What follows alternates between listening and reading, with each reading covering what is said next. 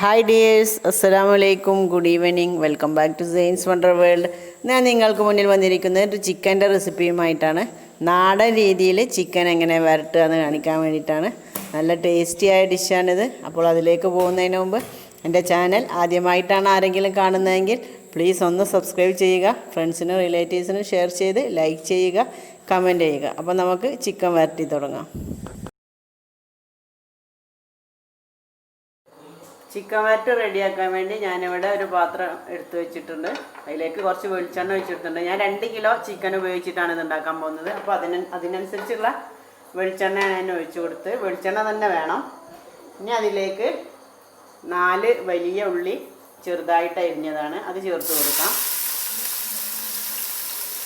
അതുപോലെ തന്നെ 5 പച്ചമുളക്, 2 വലിയ വെളുത്തുള്ളിയും ഒരു വലിയൊരു കഷ്ണം ഇഞ്ചിയാണ് ചേർത്ത് കൊടുക്കുന്നത്. പിന്നെ കറിവേപ്പില കുറച്ച് അധികം തന്നെ വേണം കേട്ടോ.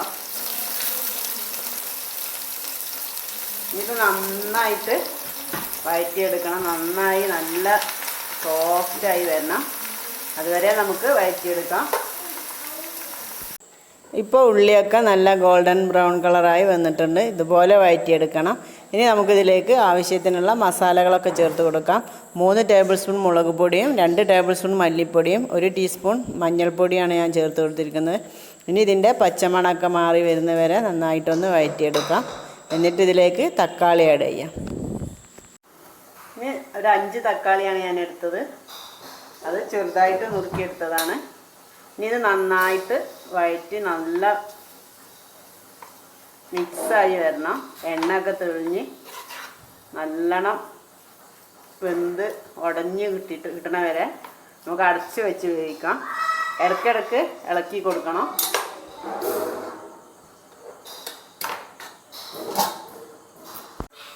അപ്പോൾ നന്നായിട്ട് വെന്ത് വന്നിട്ടുണ്ട്.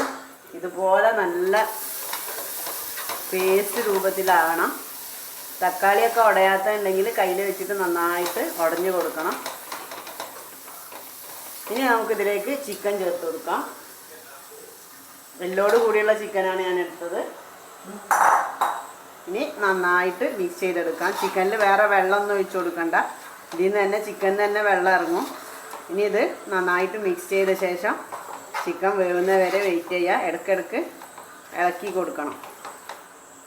ഇനി കുറച്ച് കുരുമുളക് പൊടിയും ഗരം മസാലയും ചേർക്കാനുണ്ട്. അത് അവസാനം ചേർത്ത് കൊടുക്കാം. ഇനി നമുക്ക് അടച്ച് വെച്ച് വേവിച്ചെടുക്കാം. ഇടയ്ക്കിടയ്ക്ക് തുറന്ന് ഇളക്കി കൊടുത്താൽ മതി.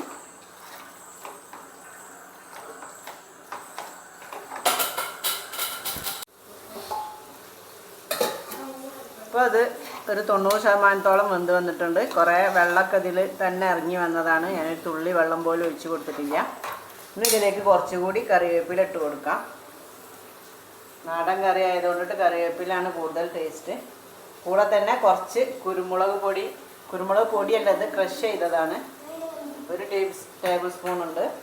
അതുപോലെ തന്നെ 1 ടീസ്പൂൺ ഗരം മസാലയും. ഇനി ഇത് അടച്ചിടാതെ തന്നെ നന്നായിട്ട് വെള്ളം വറ്റിച്ചെടുക്കാം.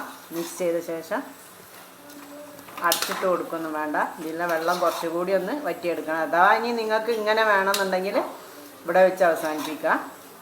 ഞാൻ കുറച്ചുകൂടി ഇതിൽ വെള്ളം വറ്റിച്ചെടുക്കാൻ പോവുകയാണ്. ഇനി നന്നായിട്ടൊന്ന് ഇടയ്ക്കിടയ്ക്കൊന്ന് ഇളക്കി കൊടുത്താൽ മതി. അടച്ചിട്ട് വെക്കേണ്ട ആവശ്യമില്ല. നല്ല കറിവേപ്പിലൊക്കെ ഇട്ട് കൊടുത്തിട്ട് നല്ല സ്മെല്ല് വരുന്നുണ്ട്. കുരുമുളക് പൊടിയും ഗരം മസാലയും ഒക്കെ ചേർന്നിട്ടുള്ള നല്ല സ്മെല്ല് വരുന്നുണ്ട്. നല്ല ടേസ്റ്റിയാണിത്. ചപ്പാത്തിൻ്റെ കൂടെയും ചോറിൻ്റെ കൂടെയും ഒക്കെ നല്ല ടേസ്റ്റാണിത്. അപ്പോൾ നിങ്ങളെല്ലാവരും ഇതൊന്ന് ട്രൈ ചെയ്ത് നോക്കണം. അപ്പോൾ ഇനി കുറച്ചുകൂടി ഇതൊന്ന് വെള്ളം വറ്റി വരട്ടെ. അപ്പോൾ പാകത്തിന് റെഡിയായി വന്നിട്ടുണ്ട്. ഞാൻ ഗ്യാസ് ഓഫ് ചെയ്യാണ്.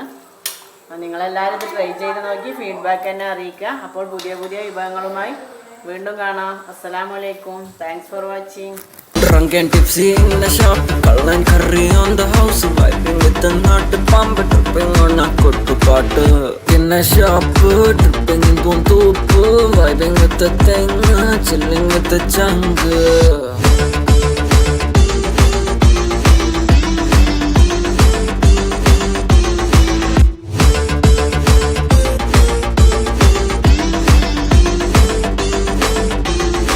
People call me Vara, make me so sad.